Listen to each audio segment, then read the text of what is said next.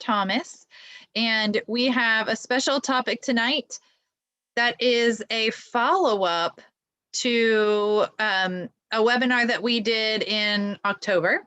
And our webinar was about what is a healthy weight, what does that even mean around cancer survivorship, and we talked a little bit about intuitive eating.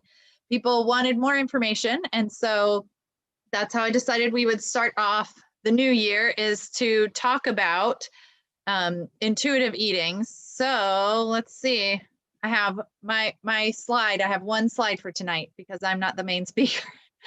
So that's what we have here, is our one slide that you are in a webinar for intuitive eating and cancer survivorship with myself. I'm Julie, the cancer dietitian. I'm a registered dietitian, a board certified specialist in oncology nutrition, and I work for Cancer Services, which is a nonprofit agency. And that's why I did get an email today asking me if the webinar is free of charge. And yes, it is free of charge.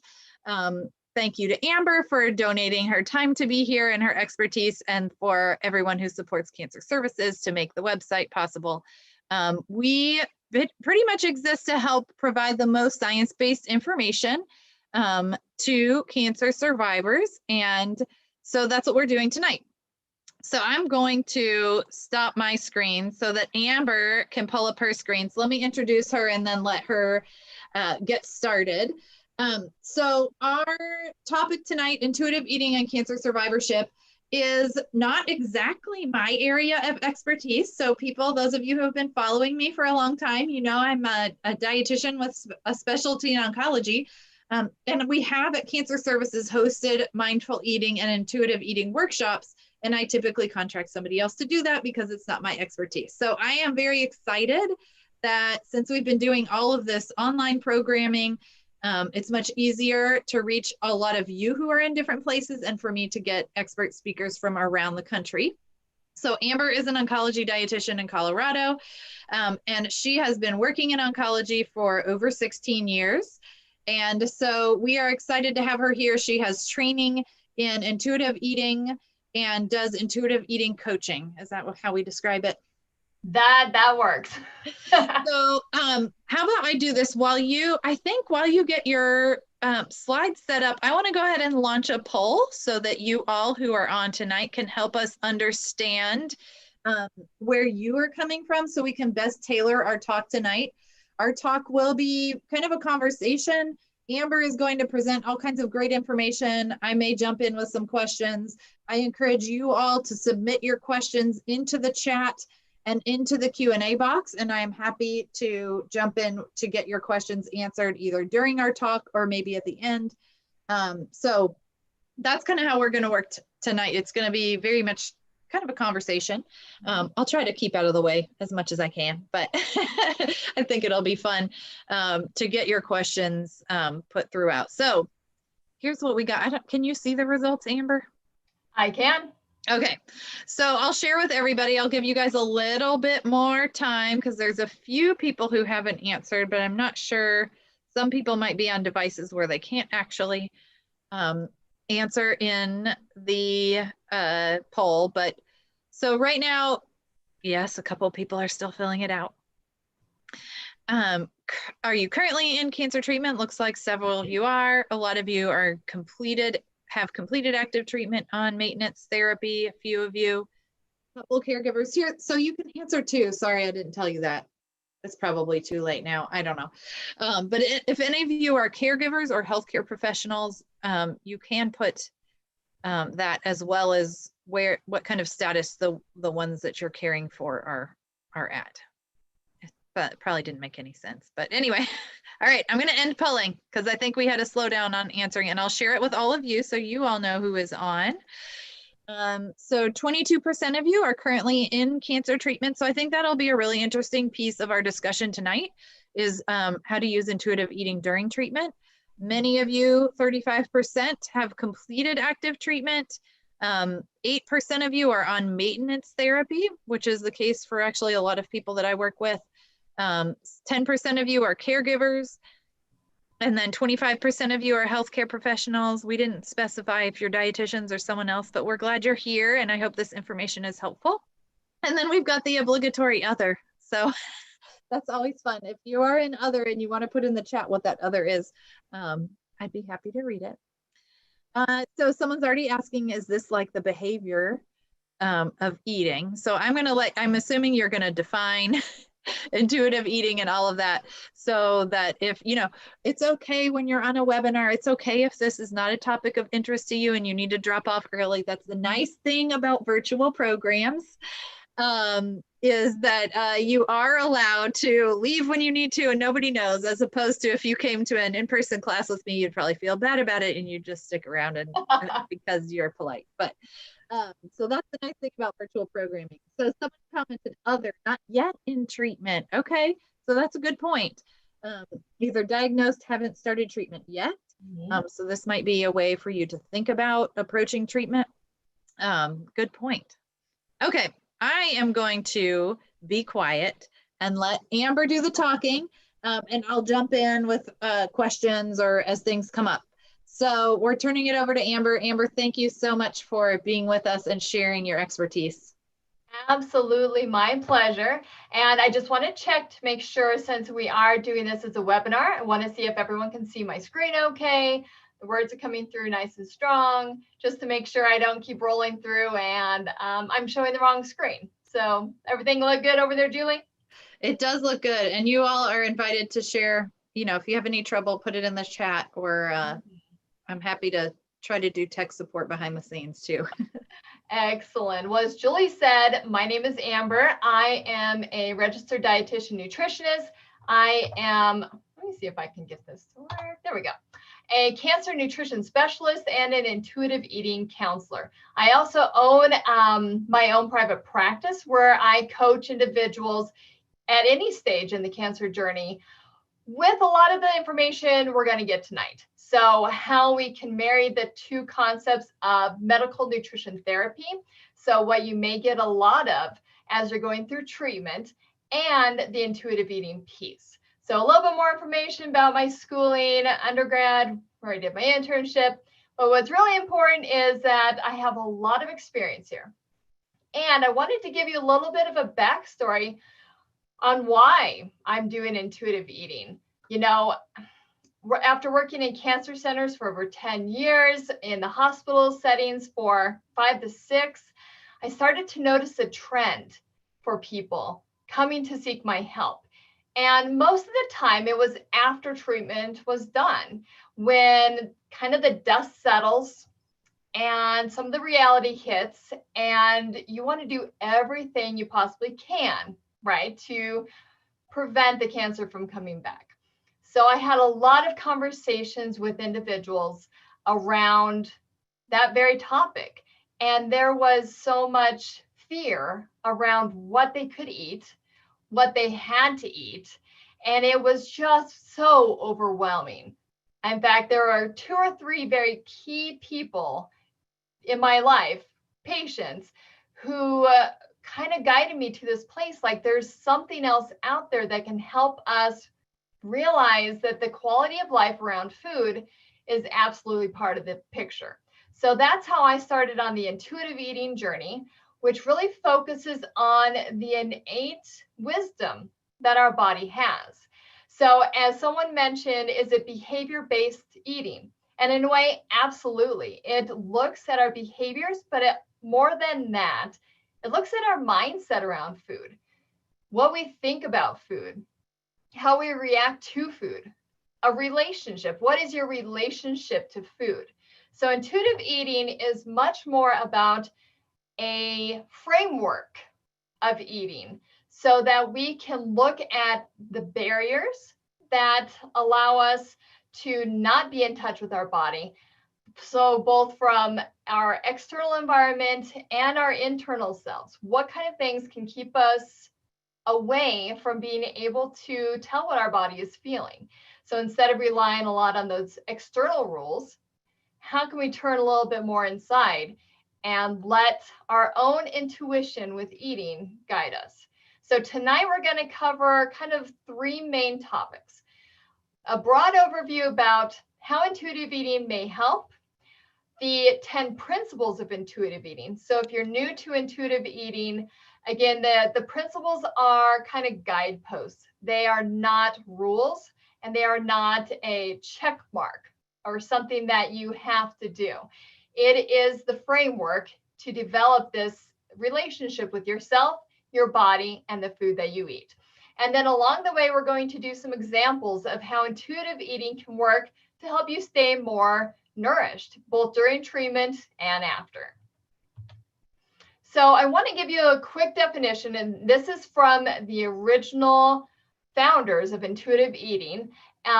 This is the framework. It's a dynamic mind-body integration of instinct, emotion, and rational thought. So it's a personal process of honoring your health by paying attention to the messages of your body and meeting your physical and emotional needs. So not only do we take the body, the physical body, into account, we want to see where your headspace is with food. How do you feel about it? What's your mindset? Can we reframe some of the messages around food to help you actually nourish yourself better? So we're going to go in through this presentation. We're going to do a little bit of both during cancer treatment and then the after cancer treatment. Now, I know some people may fall into a little bit of gray area with that, meaning you've started treatment, you may not ever be done with treatment. So there's a lot of nuance here as far as how intuitive eating can help you. It goes back to tuning into yourself, how your treatments are making you feel, how connected to yourself can you feel, and ultimately, how are you able to nourish yourself in the end? So during cancer treatment, intuitive eating can help by taking the pressure off of eating perfectly or eating only certain kinds of foods and allowing all foods. And then you, as a person going through treatment, experiencing side effects, get to pick the foods that actually honor you, work for you. So, if let's just say you've had surgery on your GI system, you're going through treatment that may change your bowel habits, but you feel like you need to eat a lot of plants. That may not work for your body. So let's allow those foods to not work right now. Let's find things that actually are tolerated in your body and be okay with that. If it's white rice, it's white bread, that's okay. Those foods need to be allowed. Focus on the things that do help you feel good and focus on what sounds good. Now, during treatment, not a lot may sound good. If you have a lot of side effects from treatment, mouth sores, taste changes, no to low appetite, eating becomes an act of self-care. And nourishing your body becomes the top priority. And we find ways that you can do that to make sure that you stay as nourished, as strong, and hopefully maintain your weight as much as possible during treatment. After treatment, a lot of the same things apply because it really depends on how you heal after. A lot of people, when you're done with the actual act of treatment, the healing process continues for weeks to months after. So understanding that there will be a transition point from what you experienced during treatment, that middle ground of healing, and then what it may look like long term. A lot of the intuitive eating approach is making peace, again, with all the foods that either you can eat or you can't eat. Being okay just providing that nourishment for your body. Exploring food satisfaction is something we'll get into a little bit more. But in this case, it really comes back to what sounds good, allowing yourself that food item, and moving on. And then we'll get into the why for food. So the why is, why am I eating this? Is it something that I want, or am I eating this out of fear? Am I not eating the food out of fear? Or, what story are you telling yourself about a food or a food group or food type that may make it harder for you to actually nourish your body. So we are going to go through the principles one by one. Now, I will say that the principles, again, are a framework. So it's not like they have to go in order. And in fact, a lot of cases, we look at the framework and we see what works for you. If you're going through treatment and you're having a lot of issues tolerating food, you may be only able to really hone in on a couple of these principles because you're not able to tune in to other parts of the body. I'll explain a little bit more. It'll make a little bit more sense later. But this first one is to reject the diet mentality. So I gave you a definition up here about just a dictionary definition of a diet, which is to restrict oneself to small amounts or special kinds of food in order to lose weight. Now, in that broad sense, sometimes that doesn't, especially the to lose weight part, should not be part of your treatment. However, if you switch the words to lose weight and, prevent recurrence, okay, that's where we can really sit with this information, talk through some of the research and realize that, maybe we can look at the research, but let's also look at your quality of life.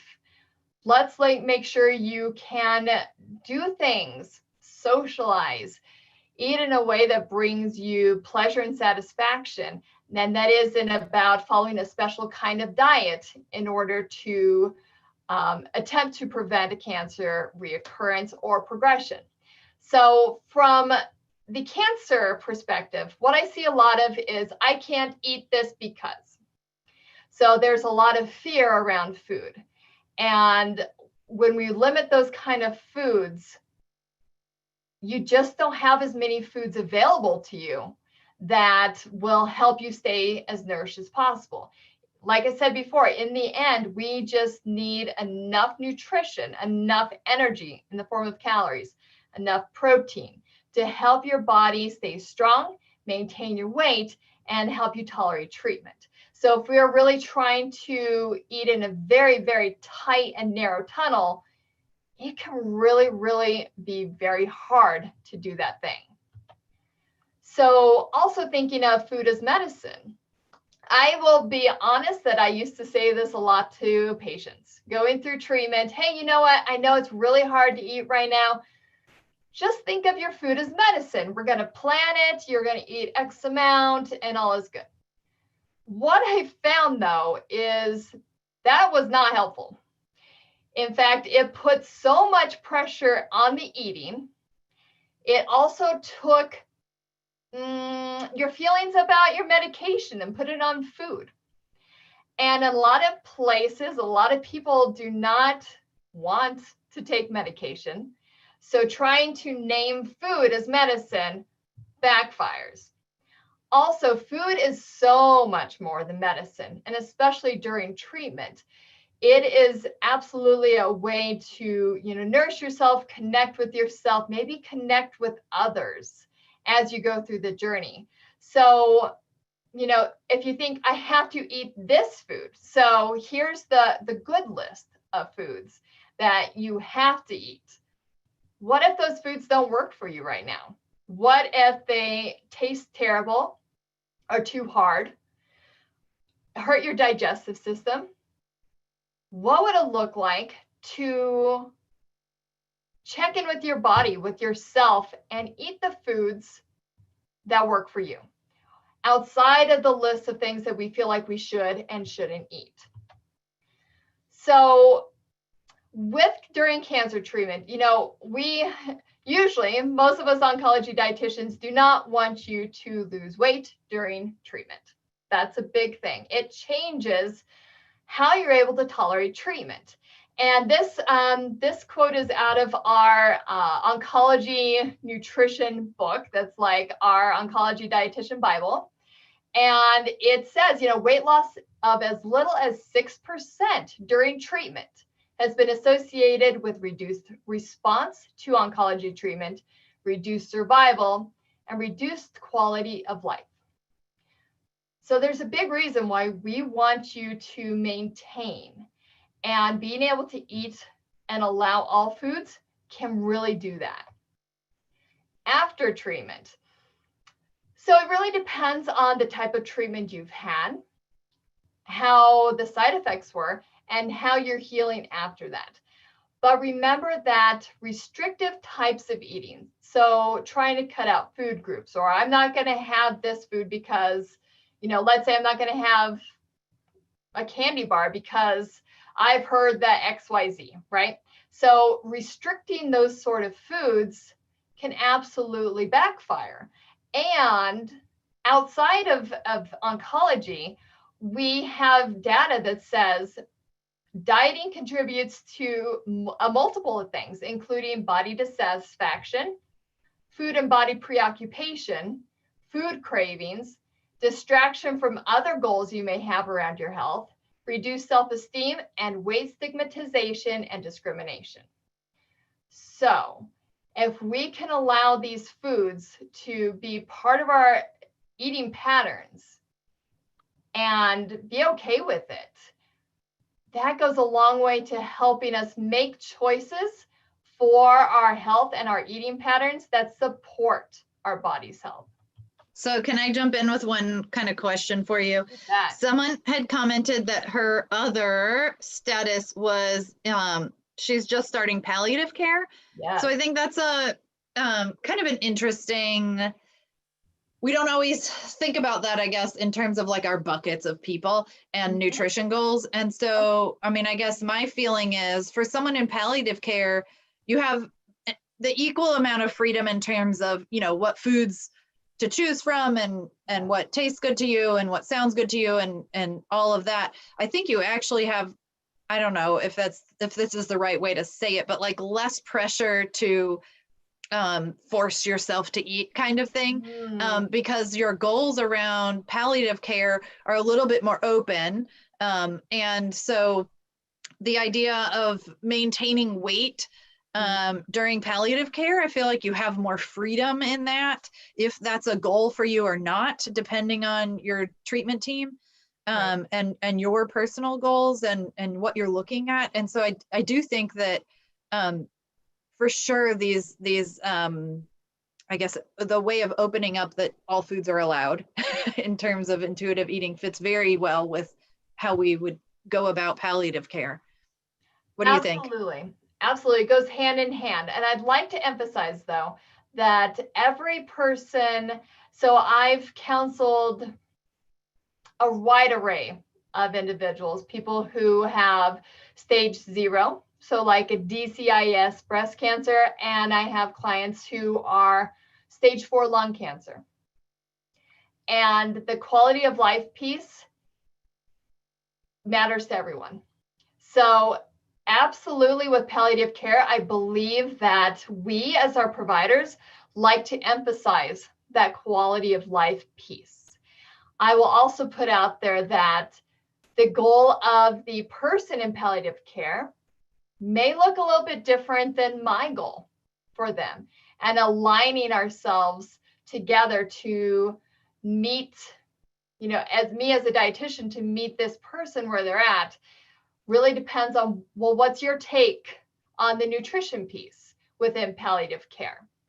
And it absolutely makes a lot of sense that the intuitive eating journey would go hand in hand with that kind of intrinsic wisdom of the body and going back into yourself.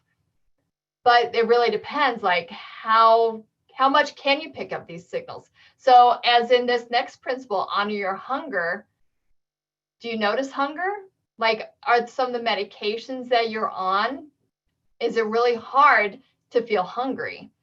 Or if you have been a yo-yo dieter and you've not really listened to your body in some time, you've only listened to outside rules like eat at a certain time every day, this is when you eat XYZ meals, and you're not really paying attention at all to your body cues, those cues are going to get really quiet.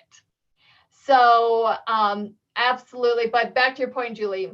yeah, palliative care and this type of approach absolutely go hand in hand. So when we're looking at honoring our hunger as one of the framework principles, during treatment, it depends. So this is one of those principles that I often do not focus on with people going through treatment. It really depends though. What type of treatment do you have? Were you able to notice and honor your hunger signals before you started treatment? Was that a thing that you did anyway? Do you know what that feels like? If you don't, trying to start during treatment is not going to fly.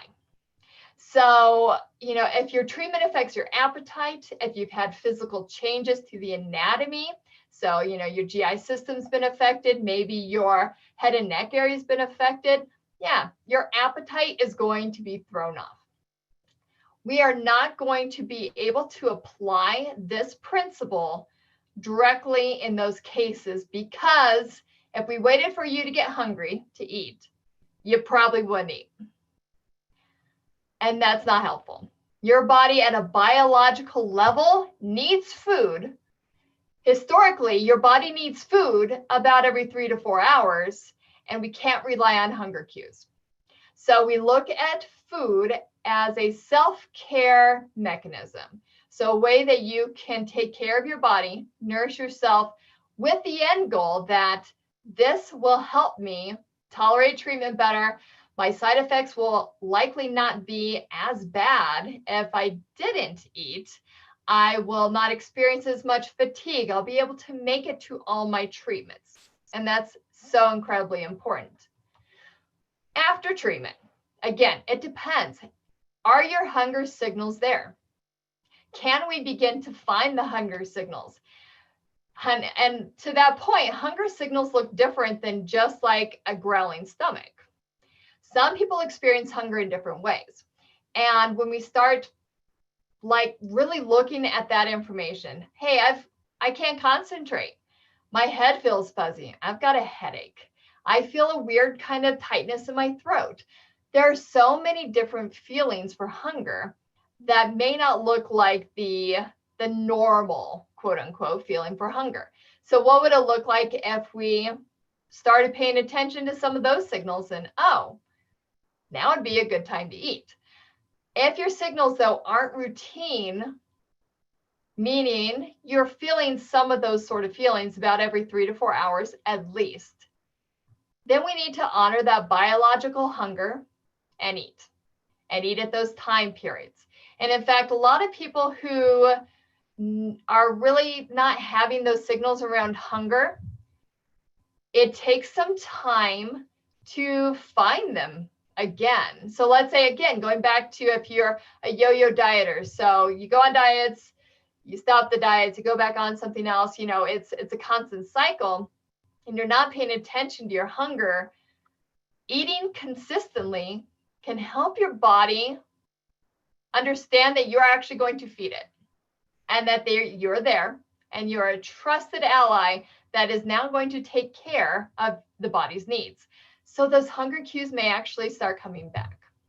So I think this, to me, is one of the hardest parts when we would do our intuitive eating workshop, and we would get all, these cancer patients and survivors to come in a room, and then we're telling them to pay attention to their hunger cues and eat, stop when they're full and eat when they're hungry. And I'm like, okay, unless you're somebody who doesn't have an appetite because of treatment or whatever, then, sometimes we have to notice that, I guess, is kind of, that's what you're saying, right? Notice if you don't have it, and then move to this other kind of area of it. I think that's really helpful, especially for those of you in treatment, because that, at least, for us oncology dietitians, if we're getting referrals for people during treatment, it's usually because they can't eat, because, a lot of times it is they don't have an appetite, they don't feel like eating. So I think this is really key to understand, this piece of, okay, when you recognize that, then we can do biological needs. So, and then my other question around this is actually people that I used to do like diabetes and heart disease type counseling. And so I would do a lot more of the wellness type of work, and people would come in and what I noticed, it seemed like, is that the people who would complain about being really hungry at night, like they would eat dinner and they were hungry afterwards, or they couldn't get enough to eat, or like they were just wanting dessert and more dessert, even though they'd just eaten dinner, oftentimes were people who like skipped breakfast or people who didn't eat enough earlier in the day. And I always felt like if they had honored their hunger cues earlier in the day, and paid more attention, that they ate breakfast and then like ate a filling meal throughout the day, that would actually in itself help to solve this problem of sort of never feeling full at the end of the day. But I don't know what your experience is with that.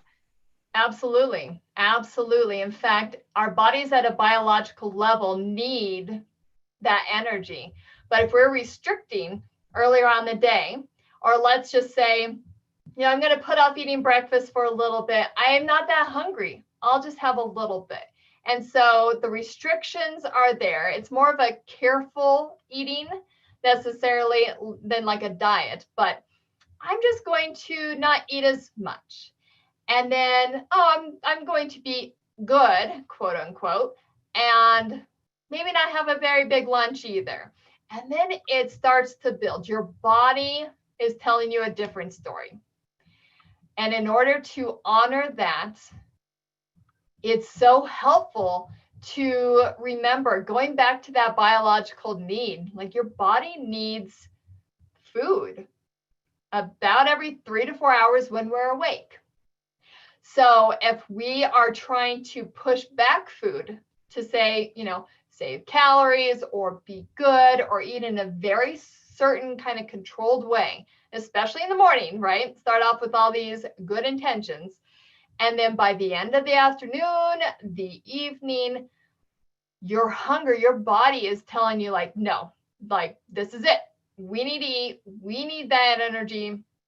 We're going to remind you constantly. We are going to put food at the very front of your thoughts. Like we are going to make sure you know that we need food. And instead of that out of control feeling like, why can't I stop this? Well, let's get curious about that feeling. And what if we tried to eat in the mornings? What if we tried to eat, a nourishing and a big enough lunch where that later part of the day doesn't feel like it's out of control? It's your body's natural wisdom trying to get you to eat, trying to make up some of that lost ground when you didn't get enough nourishment earlier in the day.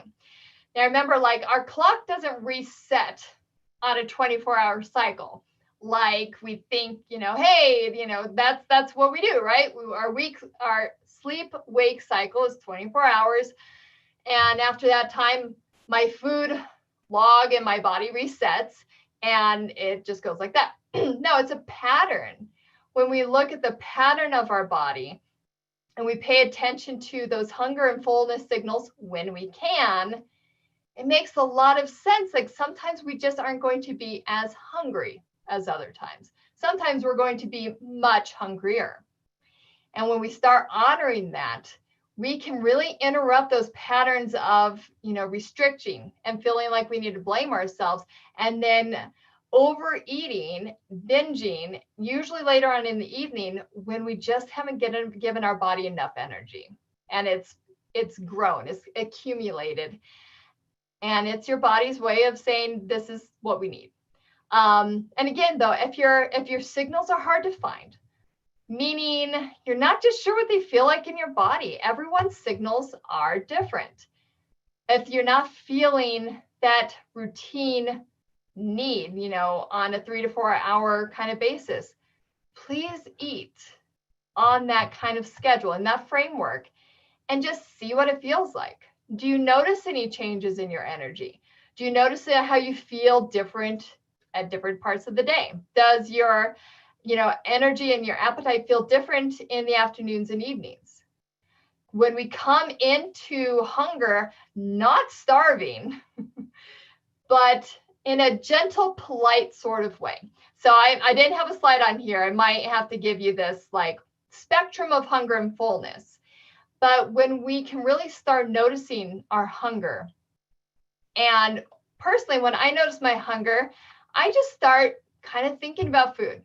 Like, oh, that's a good clue that I need to turn inward, check with my body and say, all right, are we actually hungry, or what's going on here? When was the last time I ate? Oh yeah, it could definitely be hunger. What if I ate a little bit and see if that sensation went away? The thing about intuitive eating is you can't do it wrong. There is no right or wrong to intuitive eating. It is you interacting with your body and getting curious about the signals that you're getting and learning how to honor those signals once you develop your own communication with your body. So the third principle is to make peace with food. This is by and large one of the biggest things during treatment, before treatment, after treatment, anytime. This is a foundation principle to help you stay nourished, to help you give yourself permission to eat the foods that sound good, that feel good, and give you more wiggle room for the foods you tolerate. So I can think back to so many different clients over the years, people who really wanted to have, veggie protein smoothies during head and neck cancer treatment. And we had discussions about, okay, well, that sounds okay. Let's try to fortify it a little bit to make sure we can get a little bit of extra energy, extra nutrients in it from calories. And there may come a time when this is going to taste really bad. And the time's probably going to come in about 3 weeks after you start treatment. And that's okay. We expect that. What kind of plan can we put into place to help you transition from this type of food to something that maybe looks like a really mild milkshake? What are your thoughts about that? And how can we work through those feelings about that food now so that when time comes, you're ready to go. You're ready to transition and keep nourishing your body in the way it needs to be nourished. So after treatment, this principle is something that I work with pretty much everyone. Every single time that we meet, making peace with food is a huge part of the food relationship. So can we choose foods that bring us some satisfaction? And satisfaction to me means they taste good. Now, and we'll get into this in a minute, but if you have some taste changes, if you have dryness in your mouth, if you have things that really knock satisfaction back, are there other things that we can look at from a satisfaction point that will help? And like I said, we'll check in back with that. But really releasing fears around food and making food neutral. So that's an interesting term that I want to explain a little bit more. And we'll get into it also when we talk about the food police. But making a food neutral means that there is no morality tied to your food choices. That an apple and apple pie are morally equivalent. They are not nutritionally equivalent. But in this case, making peace with food, we need to see these foods as equal. One is not better than the other. When we can change our mindset around food and allow food to not have the good and bad labels, we can open up so many possibilities for the food that we eat, and we can really start asking ourselves meaningful questions about food. What sounds good? What makes me feel good? How do I want to feel after I eat this food? Oh, I notice that I feel certain ways after XYZ food. All right, what could I change to make myself feel different? And it may not be what we think. So allowing food to not have that moral standing is huge. It really makes a big difference on how we look at food and how we make choices about food. Going into that, the principle number 4 is to challenge the food police. So this is that narrative that's always playing in the back of our minds about everything. But in this particular case, it's about food and food choices. So we want to release the judgment. We want to, one, notice the judgment that we experience with our choices, because the awareness around that is key.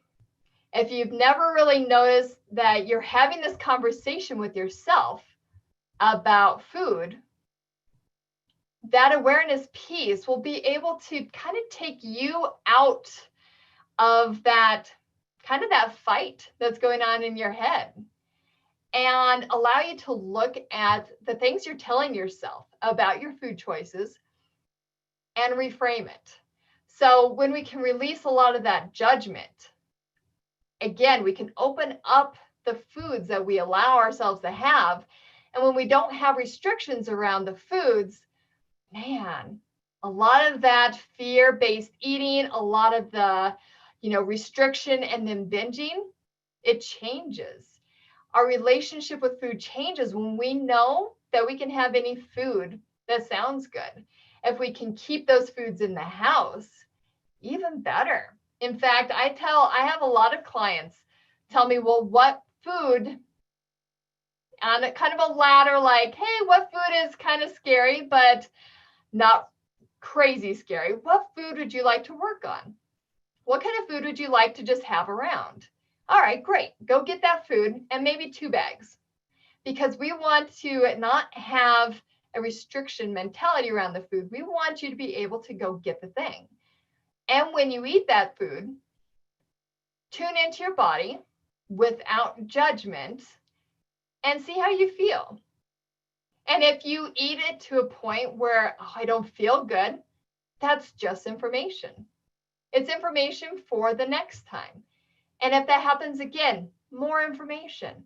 At some point, when you're allowing yourself that experience, that food just won't become as special.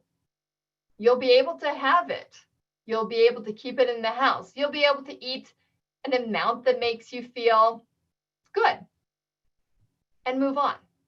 So that's the goal around this as well, to release a lot of that guilt around the foods that we feel are bad foods, to notice the negative self-talk that we have, the stories we have around certain foods. If I eat this food, then, I'm jeopardizing my health and I'm sending my, cancer, I'm going to progress my cancer if I eat this type of food, if I'm going to do X, Y, Z. When in reality, that's not the case. And thinking about that food and restricting the food, that one thing that it sounds really good, you'd love to have some, but you feel like the rules around that food are too tight. Really releasing those rules, working through how you feel about it makes such a big difference. And I will say that, this is kind of where having an intuitive eating counselor in your corner can really help, because picking apart and bringing awareness to a lot of the negative self-talk you have around food, sometimes it takes a person on the outside to remind you, well, but that's not necessarily the case. Or in most situations, that's not a thing. Or how can we reframe this to make it so that you're not having these really, pervasive thoughts about these foods, and that they can feel a lot more normal and natural and just a food that you can have, a food that's part of your pattern. And it really takes the pressure off of not having that thing. So I think that this is really hard. It's so hard. That piece is really hard. So for some of you, if this is kind of like the first time you've thought about this, it's okay if you're thinking, oh, what? Because, our training in nutrition is very science focused. It's very I wouldn't say black and white, but it certainly doesn't incorporate as much of like the emotional piece of eating as maybe it should. And so the idea, that this is sort of might be blowing some people's minds in terms of how we approach food. And one question that's come in, I think, is really good, because this is a piece that I think is the hardest part for people around this, is about sugar and, desserts, or, I actually just saw someone in my Facebook feed just earlier today talking about how she's trying to give up chocolate. And I'm like, what? Chocolate has a place on the table. But like in her mind, she has a sweet tooth, and it's basically, she feels like it's out of control. So she's trying to control it. And I think a lot of people feel that way about sugar. They maybe have heard the myth that sugar feeds cancer, which is not true. But it's very difficult to feel like, oh, it's okay for me to eat it if I've heard that it's not good for me. So her question about should sugars be avoided, I'm kind of curious, for those of you who are on, feel free to enter this in the chat. It's kind of a good assessment for us to know if you're hearing us. So do you need to avoid sugar or foods that have sugar in them? Yes or no? What do you think? So I need you guys to put it in the chat because I didn't make a poll for this one. Right. So people are answering no. You do not need to avoid sugars. Okay. So Yay! yes, I know. Yay. For some of you who may be wondering, well, but do I limit them? And I've had people in my classes even want me to like give them rules. Well, if some ice cream is okay, what's allowed, like how much is okay? And I'm like, well, I can't answer that for you. Those are things that ideally you're figuring out for yourself. And one day's answer is going to be different, right, from another day's answer in terms of, how much ice cream for that day or whatever. And I think, maybe one of the best signs is if you're eating something that's delicious and you're very much enjoying, and you don't finish it because you're satisfied. And I think that in itself is a kind of a sign. It's a big sign. And I see a lot of no, no, no's. I see a couple of and a question about what if you have a glucose problem? Yeah, that is a good question about this, because I think that is an important point that everybody's dealing, you've got different issues going on, right? Yeah. So the glucose or blood sugar management is an interesting question with the sugar, I guess. Obviously, you need to keep an eye on your blood sugars. But I'm sure you work with diabetics, so you can speak to that better than I can. It's first, let me go back to, so I see a lot of no's. So I see hopefully the science about or misinformation about sugar feeding cancer is out there and has people are seeing that information. But I could go on about the lack of science to support that claim. The level of science that we have about sugar and cancer comes only from cells. And maybe some animals, I'm not even sure. I think it's mostly cell studies. And so we glean that information. We cannot apply that to the human experience. So the major foundations for cancer nutrition research all say, no, we can't find a direct link to sugar and cancer progression, recurrence, or cause. But that doesn't mean beans if you feel deep in your soul that there's something wrong with sugar, there's something wrong with you liking sugar, and that you feel out of control around it. So intuitive eating, one, is incredibly nuanced. So me saying what I'm going to say is going to be a generalization, but working with individuals, this is absolutely one of the biggest fears. And so we need to really look at where that fear is coming from. And sometimes it's not just for cancer. Sometimes, it's vilified across the media. So, okay, well, just one extra thing that sugar is going to be an issue. I obviously need to cut it out. So what I tell my clients is, Our eating experiences and how we feel about food tend to work on a pendulum. So when we have restrictions, so we are not allowing ourselves to have anything with sugar, whatever that looks like, right? Because, hey, fruit has sugar. Are we not allowing that? You know, some of the starchy vegetables have, you know, essentially glucose. Are we not allowing those? Like, where does it stop? Well, let's just say you want to cut out specific types of sugar. What tends to happen if it's something that you enjoy is we restrict, and then something's going to happen. Always something happens where that your willpower is not a thing, but willpower breaks down, and then you are just going gangbusters, right? You are just eating all the sugar. You can't stop. You feel so out of control around that food. And then you feel, you know, obviously I can't be trusted around this food. I cannot have this food in my house. I cannot allow myself to eat it. And therefore I'm going to go back to this super restrictive place, and it's going to start again. Okay. So it's just going to constantly swing.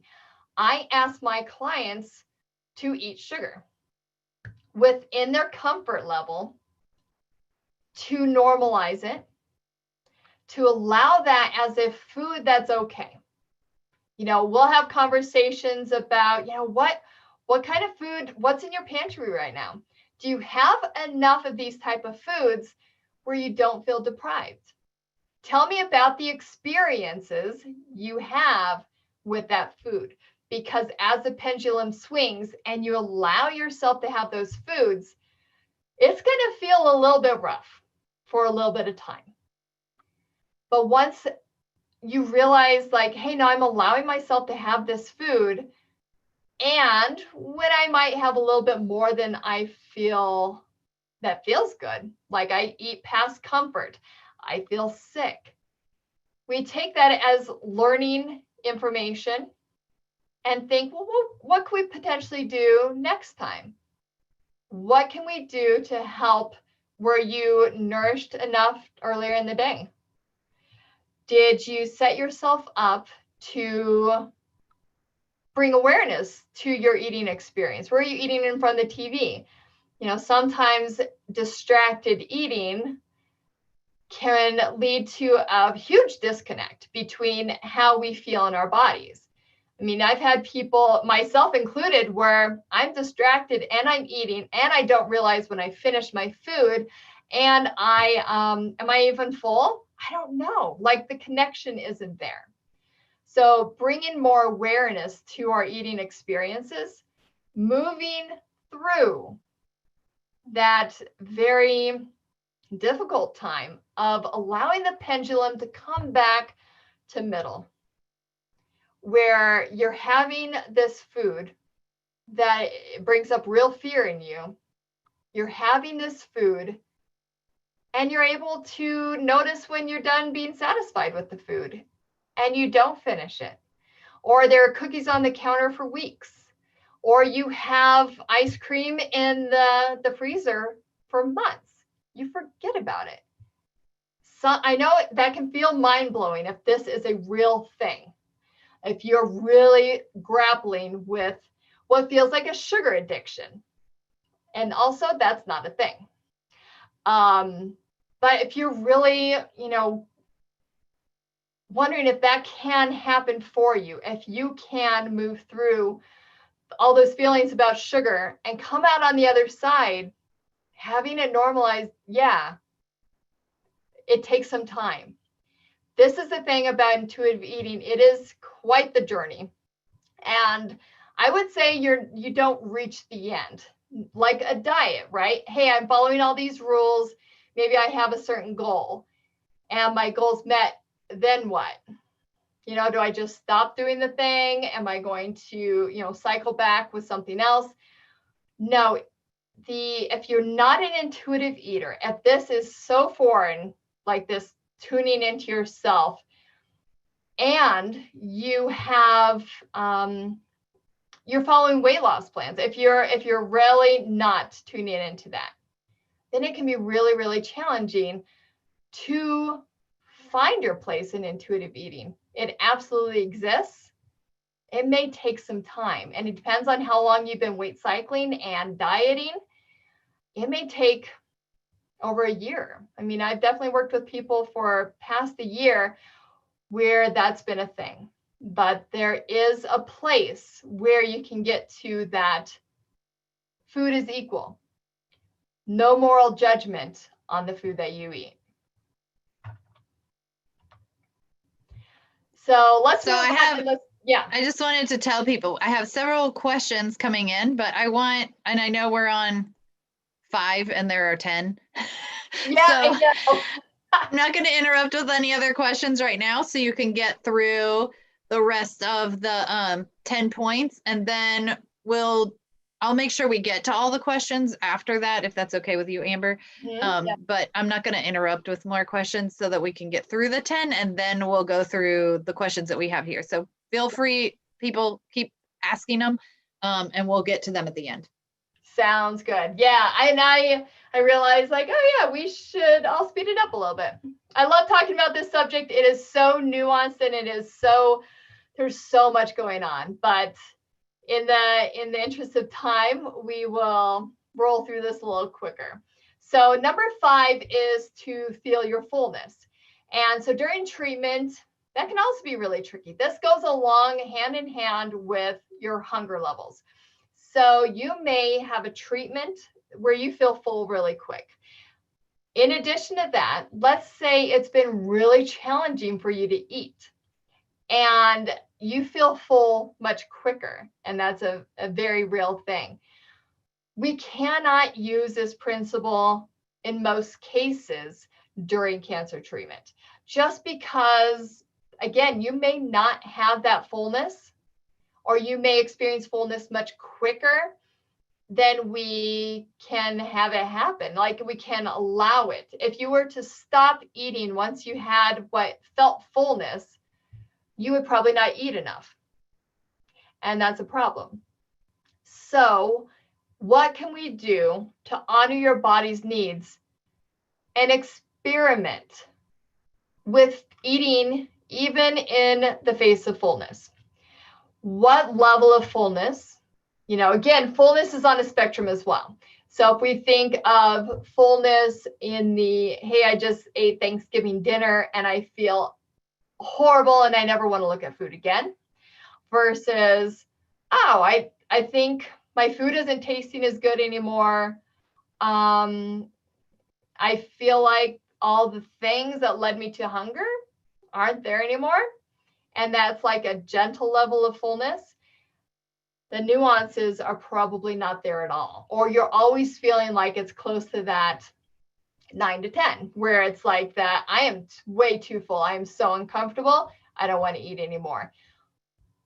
In those cases also, we typically recommend that you break up meals so that that fullness sensation doesn't feel as full. So smaller, more frequent meals will often be some advice we give. Now, keep in mind, you're not going to also look for your hunger in these cases. You're not going to eat at hunger levels. You're not necessarily going to stop at fullness levels. This is where we have a framework of eating, more guidance with your eating, where we may ask you to eat every 2 to 3 to 4 hours, a combination of liquids and solid foods. Some people do better with the fullness with liquids. So how can we get, higher calorie, higher protein fluids in, and some of that softer foods, things that you tolerate? How can we make you feel as best as possible? So not really making you feel overly full, but know that we really have to meet those energy needs. And then after treatment, again, lasting side effects, sometimes that bloating, you just don't feel like eating. If you haven't eaten much during treatment, that fullness level can absolutely be very heightened. So what can we do with eating past where you would like to stop eating? Or keep in mind, again, those more smaller, more frequent meals would be helpful. Discovering satisfaction, it depends, again, on your treatment. Satisfaction looks very different for a lot of people, but most of it is a taste level of satisfaction. If your treatment is ruining that for you, metallic taste, no taste, cardboard, rotten, I've heard it all as far as taste goes. If you're experiencing any of that, satisfaction is not going to be met from that metric. So what other things can we bring into the picture to help meals feel a little bit more appealing, a little bit more appetizing, and just kind of meet your body where it's at? So can we explore other sensations besides taste? What temperature of food feels the best?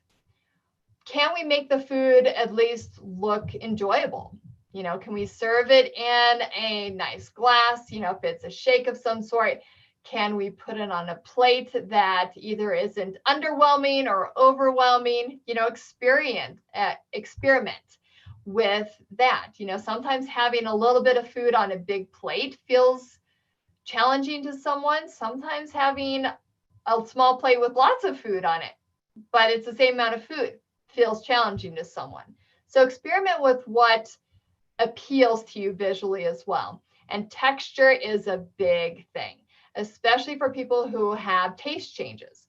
So, I've had people tell me, once the taste goes, anything that's in my mouth has a very heightened texture. So what texture works? Do we need it smooth and creamy? Is more texture like cottage cheese or applesauce? Does that feel better? What can you do food-wise to meet your satisfaction level from some of these other measures? And then again, after treatment, depending on how you are moving through treatment and the healing time, taste buds, dryness in your mouth, what sounds good? Can we explore what really sounds good? Can we experiment with that? In fact, I have a lot of people who finish treatment and there aren't any mouth sores, so keep in mind that, but just some of those taste changes, some dryness. And in COVID, I don't know if this exists anymore either, but going to a buffet, being able to select a lot of different foods and experiment with taste, textures, and all that kind of stuff can be really helpful for taking pressure off of you, a loved one, someone making you food, and then like, oh, nope, that's not going to go down at all. Nope, I can't stand that texture, like all the things. So if that's an option, or if you can make smaller amounts, buy single serving things, sometimes that can be beneficial. But again, exploring taste alone is part of satisfaction, but also the temperature of food, the texture of food, what it looks like. And, when we can get to more nuances of satisfaction, what's that mouth feel? Do I want it to be light? Do I want something rich? Do I want something creamy? Do I want something salty? Do I want something sweet? And really exploring the satisfaction level from all angles of food, because satisfaction is really at the hub of all of these things. And being able to be satisfied, to be able to find pleasure in food, takes the pressure off of eating perfectly. It allows us to fully experience food.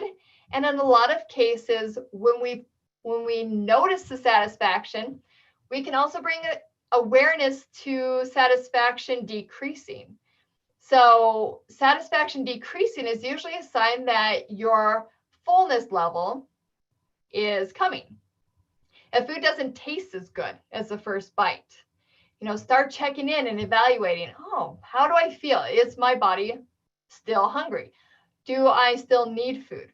Now, this is also a big point with intuitive eating. It's not a hunger fullness diet, right?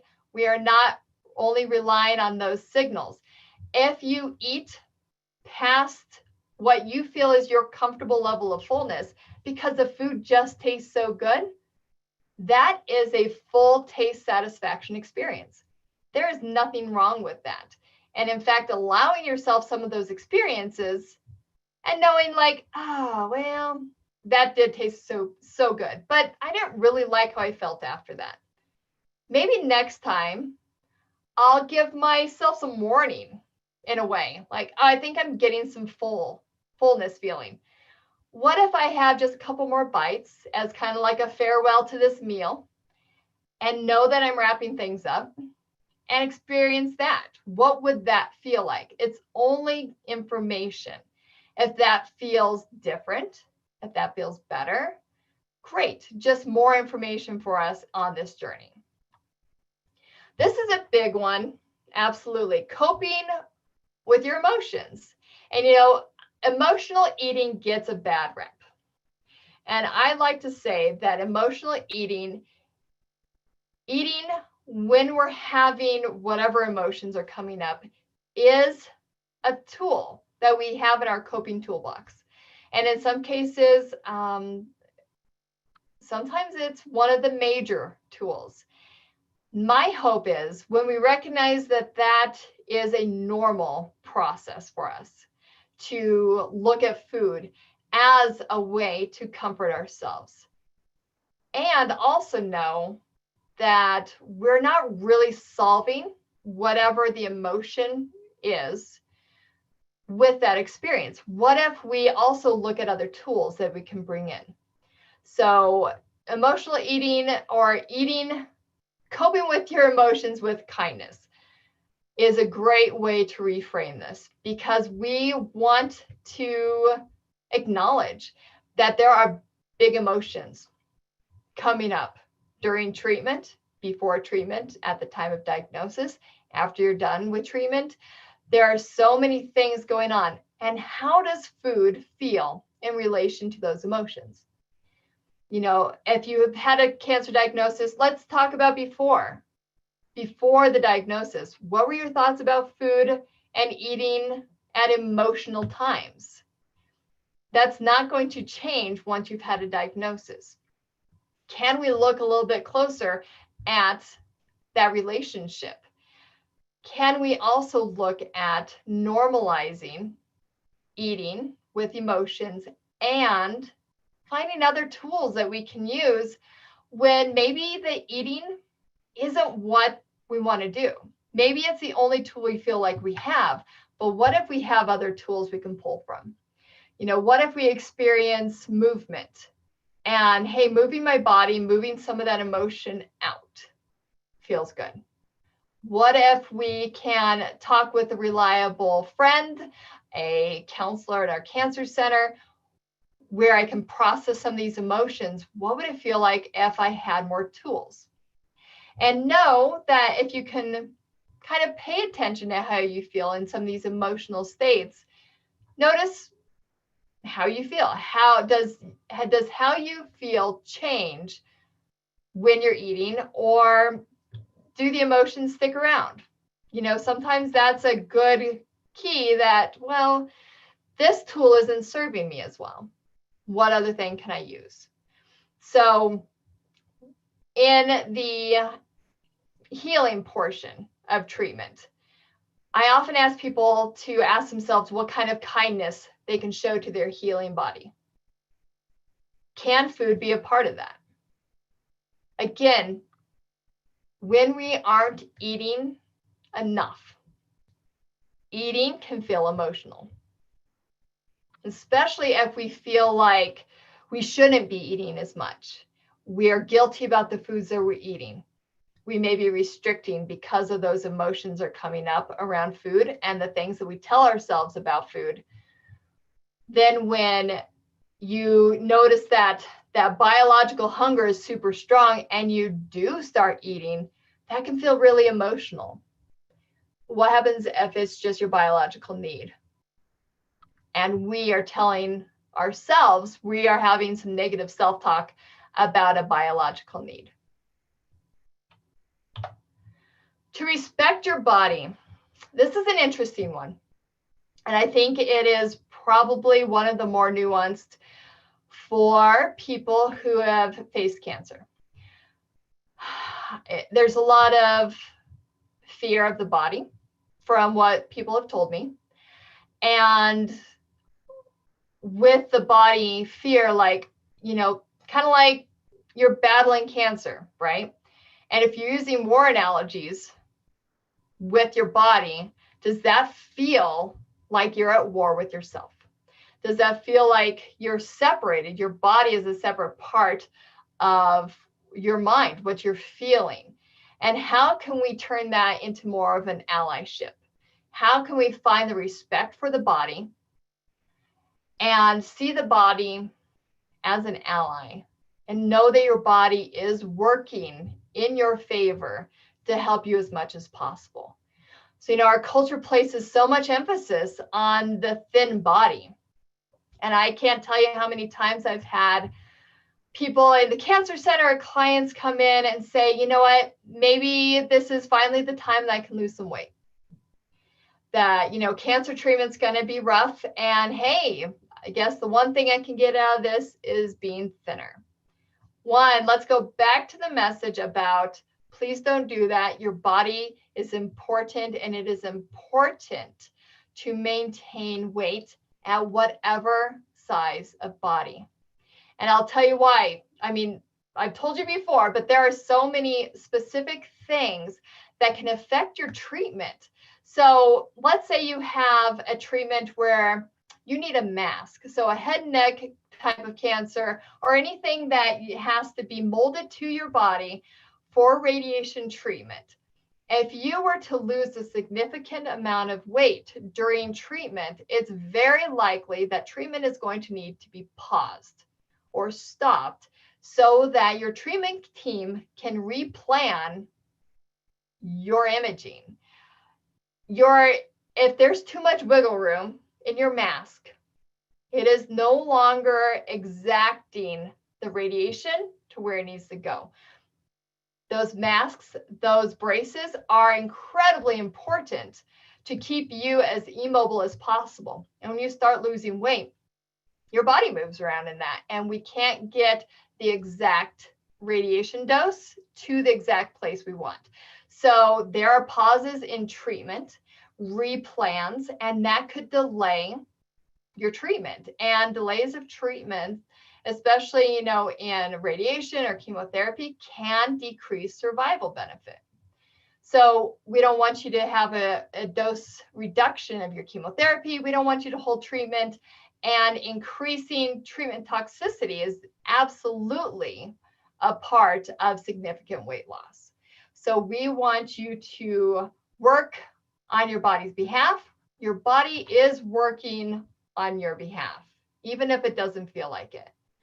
After treatment and during, but especially after treatment, remember that your body does deserve to be fed and treated with dignity. And it is working in your benefit. Your body is your ally. You're in it together. So how do you feel? If you feel like you're at war with your body, how do you feel about caring for your body in that headspace? How does it feel when, respecting your body's needs feel at odds with some of the language we use around, battling cancer? Can we learn more respectful language? Can we reframe how we talk to ourselves and recognize that our body is a part of us and is part of this journey, and that supporting the body is incredibly important? A quick note on the BMI. So just because it's a respect your body piece, I wanted to throw this in here. But really, the BMI is incredibly unhelpful. Certainly, it's not meant to be used as it is. It's not meant to be used for individuals, and it's not meant to be used as an indicator of your health. So, when we, as oncology dietitians, as cancer dietitians, when we see you in clinic, a one number is not going to do much of anything for us. It's a pattern of numbers as well, to see, how well you may be tolerating treatment.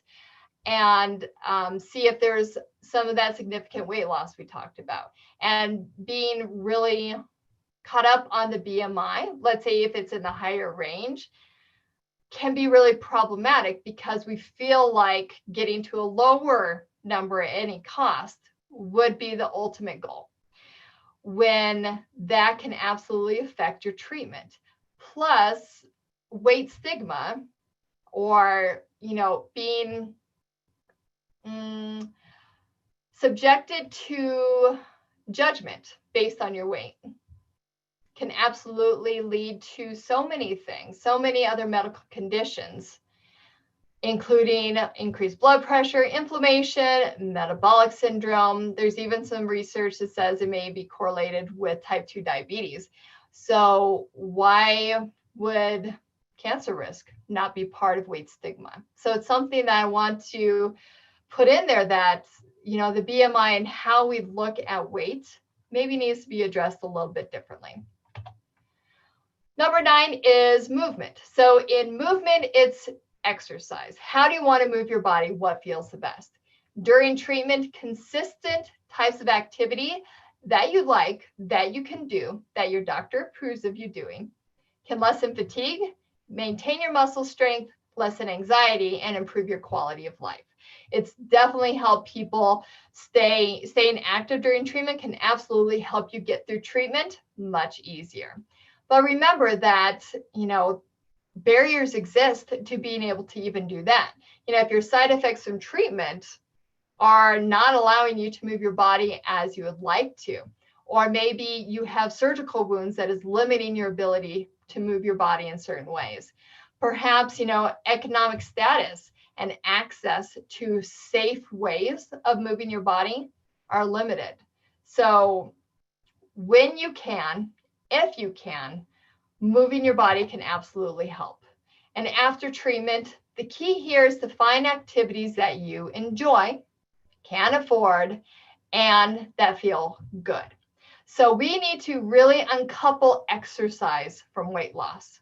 We need to see exercise and movement of our body as something completely separate from a goal of weight loss in order for us to reap the benefits of physical activity, which can include increased bone strength, increased stress tolerance, so being able to handle stress better, and increased mood.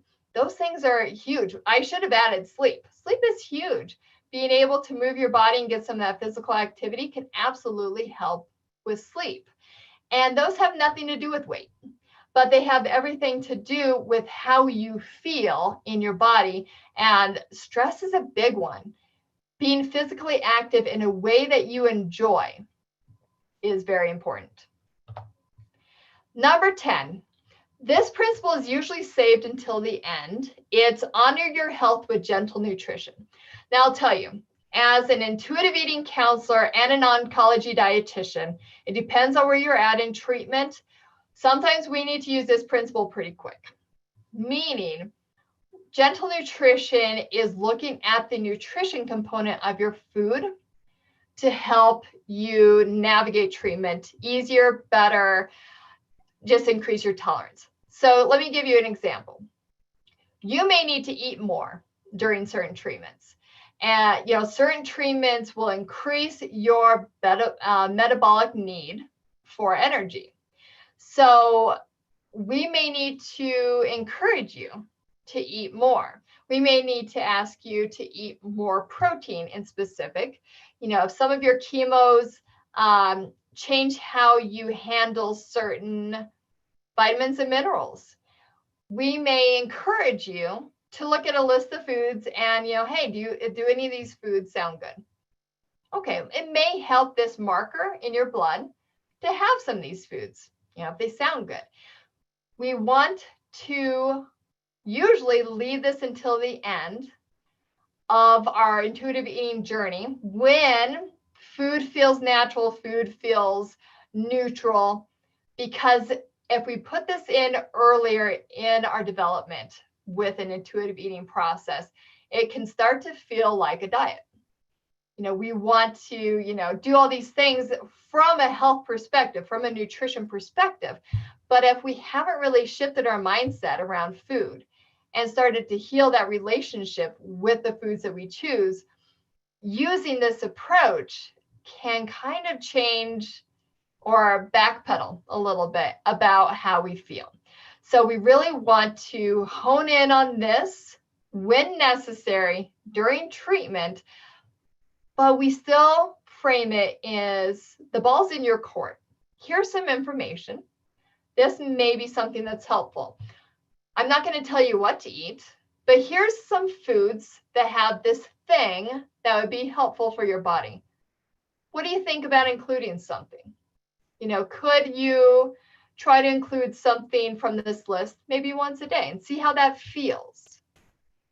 Again, you have the right to make these choices. We are not or should not be here to dictate exactly what you eat. That will only backfire, I'll tell you, because I probably started out my nutrition career doing that and it always backfired, not helpful. So you are always in control of how you bring nourishment into your body and how you support your body. But know that, when we bring it in a little bit early, this principle, we may interfere with listening to your body.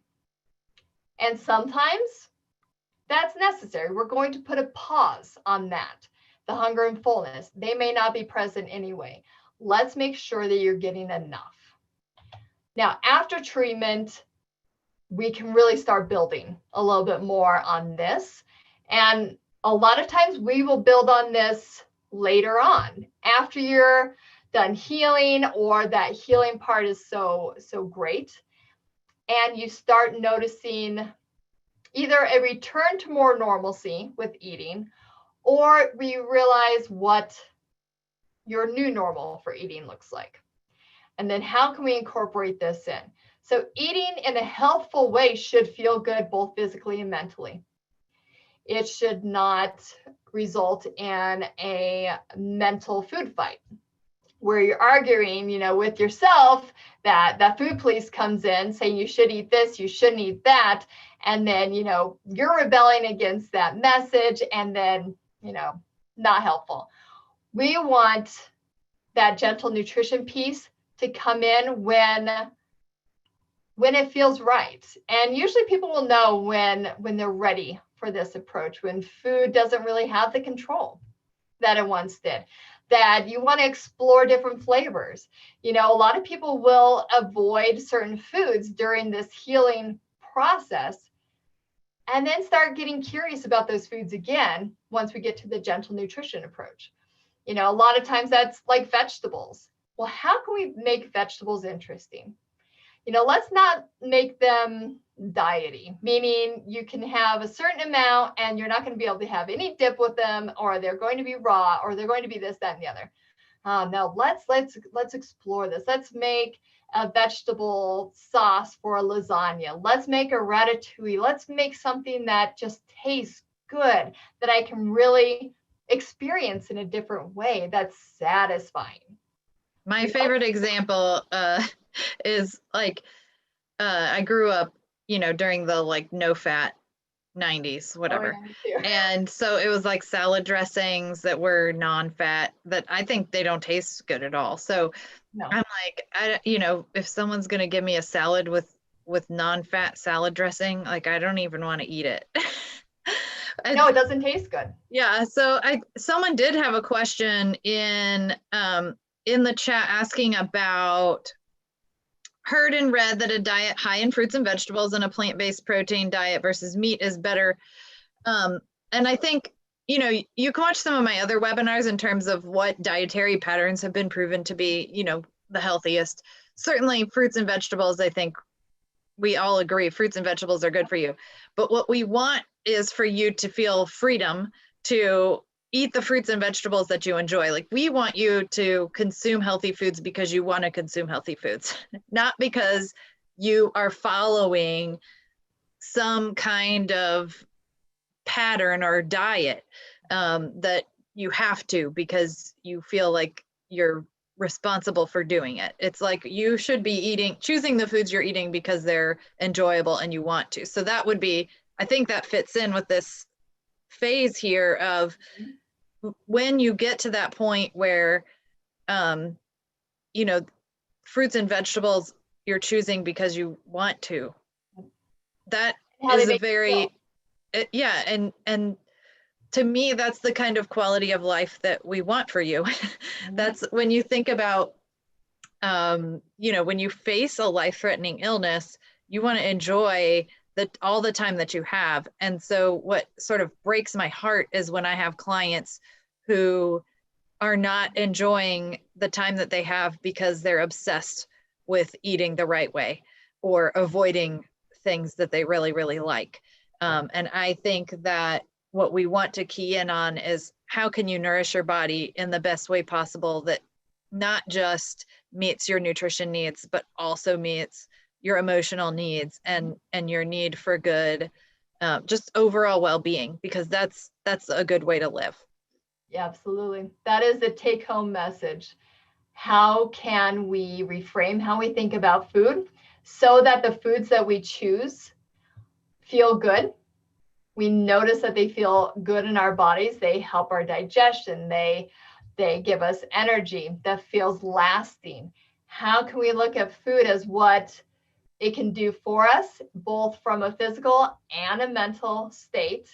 And what does that look like? So when I've ever in the past, asked people to eat more fruits and vegetables, and then they come back to me and say, I just can't do it. Like I start off and then like, I just don't want to do it anymore. Or I know I failed at this, that, and the other. So no, like failing is not even possible with intuitive eating. It comes back to the mind frame around the food. This food may have a lot of nutrition value to it. Do I like it? How does it make me feel? And can I include it in my patterns and kind of move on? Like food should not be the only thing we think about. Yeah, and it's hard for us dietitians. We have to talk about it and think about it all day long. That's right. We don't think you should have to too. No, don't do it. It goes nowhere good. So when you're really ready to look at that gentle nutrition piece, it can look like eating more fruits and vegetables. It can look like exploring grains. Back to Julie's point, the body research that we have is observational, but there's a lot of information out there about eating more fruits and vegetables and grains as far as cancer risk. So that's not I have to eat so many of these things. I have to eat so many of these things. It's more of a, do I like this food? Is it something I want to start eating more of? And let's figure out how I feel in my body. Not the food police self-talk, not that kind of feel. More like, does this change my digestion at all? Do I feel more energy? Do I feel different? Does my energy levels last longer? Getting really curious about food makes such a big difference on how we view food, that it's not black and white. There is no end all be all answer. And that can be so helpful for developing some of these patterns, not a meal to meal, not a day to day, but patterns of eating. And that's why, again, that pendulum swinging, it will come back to a pattern, but there will be a time when you feel a lot about food, working through those emotions about food. So again, takeaways, all foods are morally equal. Tune into the body. How do you feel? How do you want to feel? Did this food make you feel the way you thought it would? Maybe, and this is where we get into some of those further nuances with food. What if I added something else? What if what I know about food, like protein, can help me stay fuller longer? I wonder if I add more protein to this meal, maybe I won't feel hungry after 2 hours or an hour. Going back to your story about salad dressing. Oh my goodness, fat carries flavor, it tastes good, and it helps keep us full longer. So what if I experiment with fat? What would it look like? How would it change how I feel? Would it change how I feel? And then know that only you are the expert of your body. I don't know what your hunger cues look like or your fullness cues. I don't know the story you have around food, certain foods, all foods, but you are the important person in your food journey. And your journey is going to look different than your neighbor's journey, the person next to you in the infusion chair's journey. Everyone's food journey and the way we relate to food is different. And knowing that a plan that works for someone may not, probably won't work for you because there's a different food story. So if your neighbor says, this is the way I eat and I feel great and all these things, take that with some curiosity and remember that you're the expert of your body. Maybe you have some history with those sort of approaches. Pull from that information. How did that make you feel when you tried it the last time? Did you feel out of control around food? Did you feel hungry all the time? Were you, really like thinking about food all the time? How'd that make you feel? Know that you have your own story around food, and that's fine. So remembering at the end, there's no perfect anti-cancer diet. Although there is a book called that. Lord help me. We didn't write it. No, because it would be false information. We have information to guide. We don't have information to prevent, cause, or cure. Back to point. Restrictive eating patterns can help you tune into your body. That is not supposed to be on there. I think I must have changed that. Didn't take that off correctly. But restrictive eating patterns do not allow you to tune into your body. We need to open up the foods that we allow so that we can tune back into our body. And remember that flexibility with eating and compassion for your body can help you find that balance in those food choices. Okay, so there's my contact information. No, I think I saw someone ask about slides. Yes, you will get them. Yeah. And then here's my resources. So that's that. I don't know how much time we have left. Oh, all right. Well, so the couple of questions, one is for somebody who's in treatment. So I think this is a really good question. So husband's currently in treatment. This is the caregiver. Wondering about how to combine food times and choices during treatment. So I think, can you just reiterate how you, like if someone, let's assume this person has poor appetite or their nutrition maybe is a little at risk. Yes. So you're saying that a menu of options is a good approach, I guess. And every couple of 3 to 4 hours, knowing that there is a biological need for food, and then offering a menu of options for the person to choose from. And also, I think I like how you mentioned that taste is not the only thing. Texture, temperature, also important things to pay attention to help you sort of round out that menu. Yeah, exactly. Yeah, so if the appetite isn't there and we're looking at a framework for eating, first questions I want to ask is, what time of day feels the best for food, for appetite? Usually that's in the morning for most people, but it varies. So check in with that and plan food choices for those times of days that meet that hunger and that energy level. So let's say mornings are the best. Maybe we're going to do soft, solid foods at that point. And as you go through the day, you're going to move away from those soft, solid foods, and you may offer more calorie protein drinks. So a lot of people will gravitate more toward, high calorie, high protein soups, smoothies, milkshakes, things like that at the end of the day, because that better meets their energy and it takes a lot of energy to chew. Yeah, so we want to honor where the body's at while also giving it enough energy. So check in about the timing, check in about that energy level. What kind of foods may match that energy? If someone's feeling really energized and pretty good in the mornings, normal foods, as long as, we take into account other side effects like, the taste changes, sore mouth, where we need to change texture of food, match the energy as best as we can. Plan for that framework of eating something about every 3 hours during the day, regardless of hunger.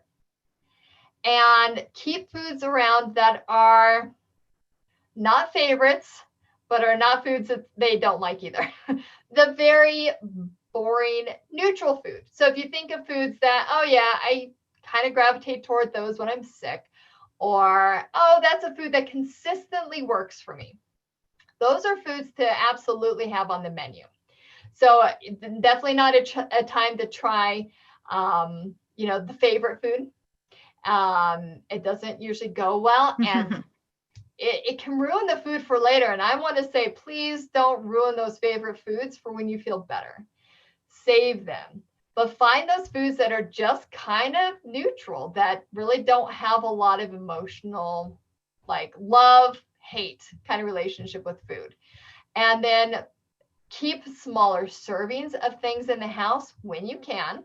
So, smaller yogurt cups, like single serving cottage cheese, things that are easy to grab when needed.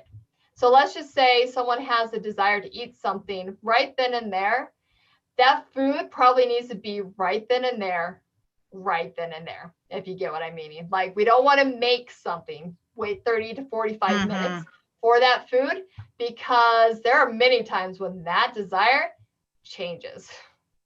So we want to take advantage of those times. And again, keeping in mind temperature and texture as well.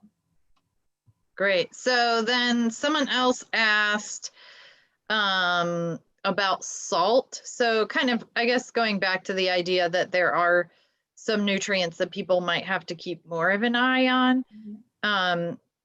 So how do you help people approach that without becoming super restrictive, but also not exacerbating their medical issues? Right. So we're talking, we historically have needed to restrict salt, and now how do we work with that in this situation? Yeah. Okay. A lot of times, depending on appetite and ability to eat and stay nourished, we want to liberalize a lot of those sort of restrictions during active treatment, because we want to allow those more food choices for you, because that nourishment piece is so important.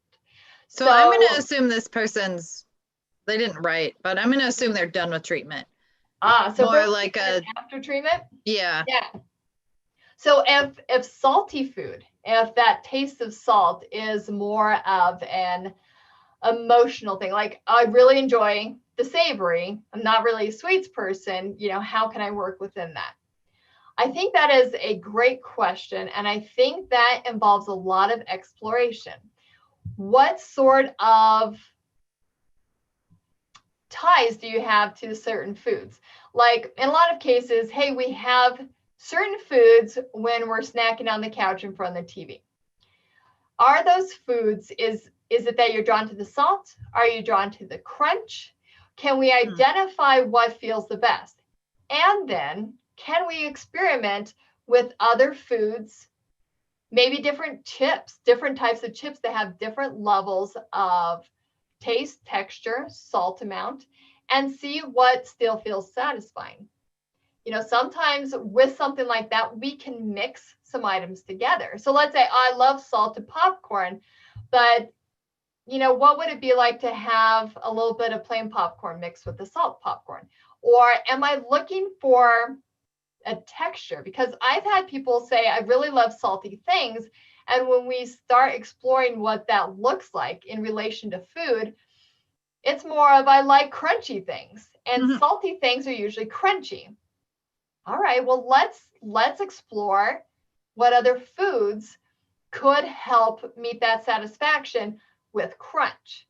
Can we combine other foods that will still allow you to absolutely experience that salty flavor, but also have some other foods in the mix that maybe aren't as salty, but still provide satisfaction? So, case in point, let's say we have some chips and hummus. Well, what would it be like if we had some carrot sticks or some celery sticks or something else that's crunchy, bell pepper, in addition to?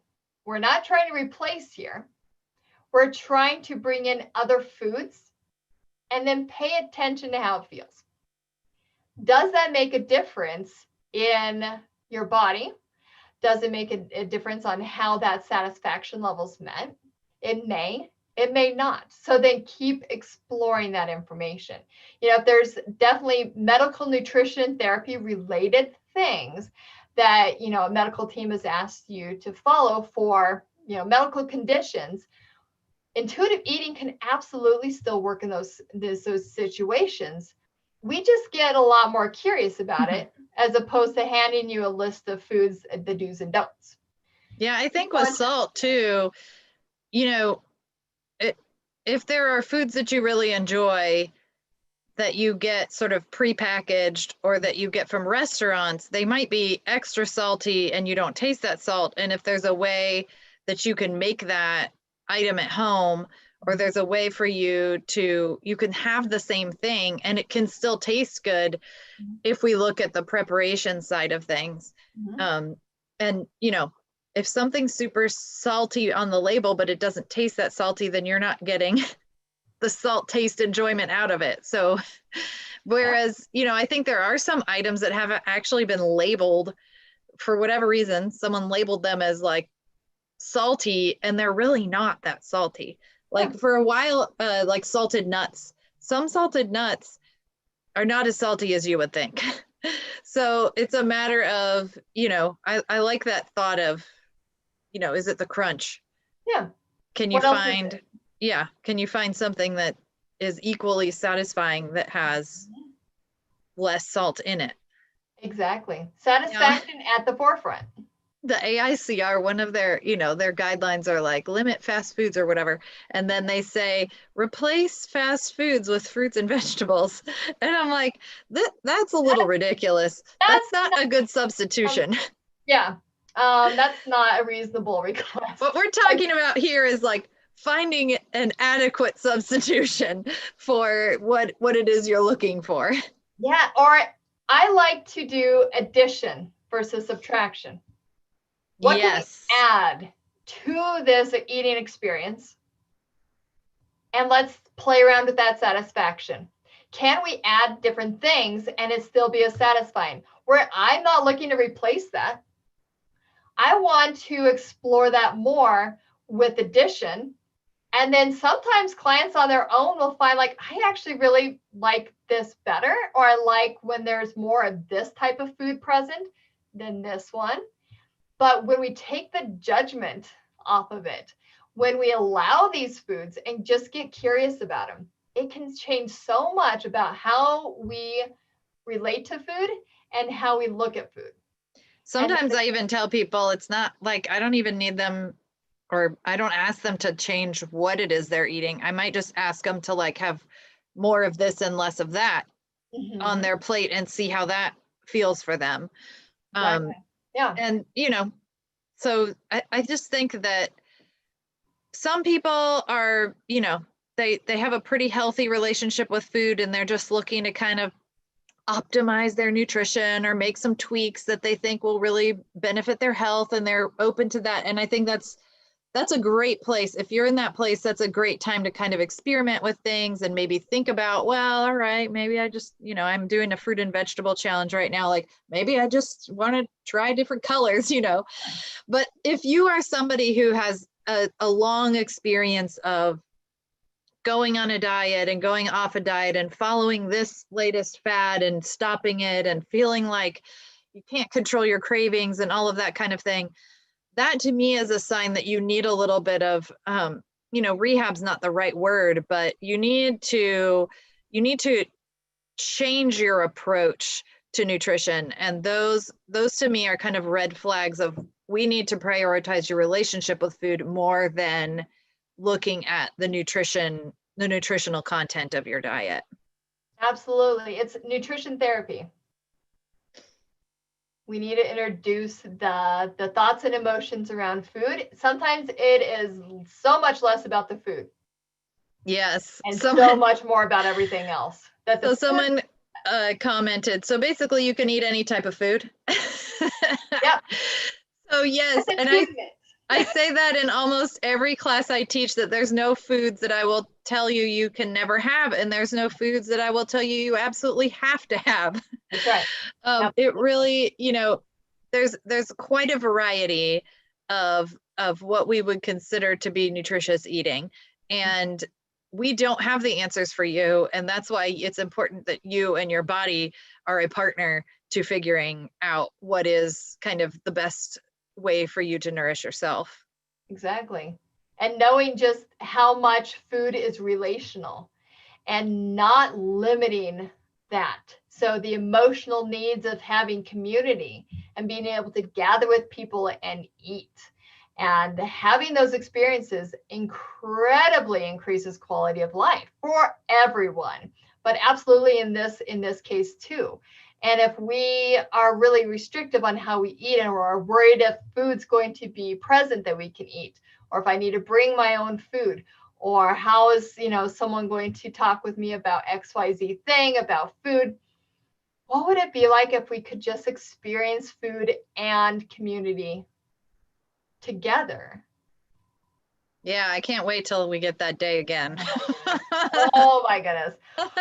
One of these days we'll be able to have community and food at the same time. I feel like, and it's January, so everybody's kind of in this mode of like, I'm gonna, redo everything about myself or whatever. And I'm just feeling like, I'm not a big fan of that anyway, because, most people don't achieve what it is. If you have some realistic intentions, I think that's great. The new year is a great time to think about what your goals are and that kind of thing. Mm-hmm. But this year, it does not feel like a good time to try to make a lot of changes. I think we're all just like, maintain steady. Can I just get through this? Passion and grace all around. Absolutely. Yes. So that is all we have for tonight. Amber, thank you so much for sharing all of your expertise. Yes, people have asked about the recording. It's actually on YouTube right now. It'll be available on my YouTube channel after we, hit end. And we will send a follow-up email with a PDF of the slides, and make sure that you have links to the intuitive eating book, yes, to connect with Amber, and so that you can kind of, if this sounds like something you want to explore more of, we can kind of get you to that next step. Absolutely. But yeah, we'll link to the books for sure, because if you want a place to start, that's absolutely a place to start. Please go to the references we give you. Intuitive eating has become popular enough that people are taking it and running with it in some really weird directions that is not in conjunction or not upheld by the authors or the founders of intuitive eating. So stick to the real thing. To go to. Yeah. All right, everyone, that's it for tonight. The recording will be available, and I'm going to send a follow-up email with a survey for feedback, and that'll have the slides and everything else you need. Thanks so much, Amber.